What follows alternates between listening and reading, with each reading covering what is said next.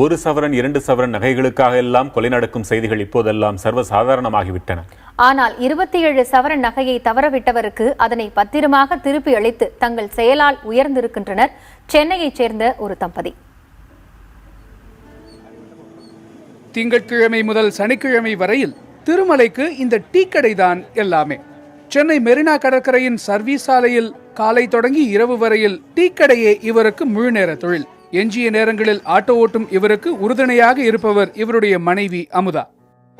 அப்படித்தான் கடந்த 17ஆம் தேதி ஞாயிற்றுக்கிழமை கடையை பார்த்து கொண்ட அவருடைய மனைவி அமுதா கடையை மூடும் பொழுதுதான் அந்த பையை பார்த்துள்ளார். கடையார் கட்டிட்டு போகும்போது ரோட்டில் ஒரு கட்டப்பை இருந்தது. மணி 10:45 இருக்கும்.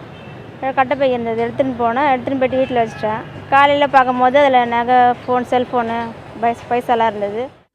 மறுநாள் காலையில் வீடு திரும்பிய போது மனைவி அமுதாவிடம் அந்த பை பற்றி கேள்வி எழுப்பிய திருமலை விஷயம் தெரிந்ததும் பையை தவறவிட்டவரின் மனநிலையில் இருந்து யோசித்து அதனை அண்ணா சொதுக்கம் காவல் நிலையத்தில் ஒப்படைத்தார்.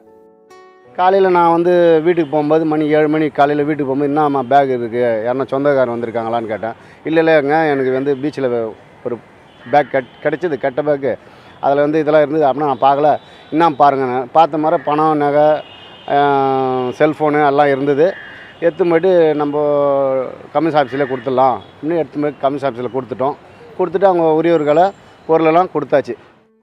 27 சவரன் தங்க நகைகள், 7750 ரூபாய் ரொக்கம், 2 செல்போன்கள் ஆகியவற்றை கொண்ட அந்த பையை பத்திரமாக திருப்பி அளித்த டீக்கடை தம்பதியின் செயலை கேள்வியுற்று அவர்களை நேரில் அழைத்து பாராட்டினார் சென்னை மாநகர காவல் ஆணையர் டி.கே. ராஜேந்திரன்.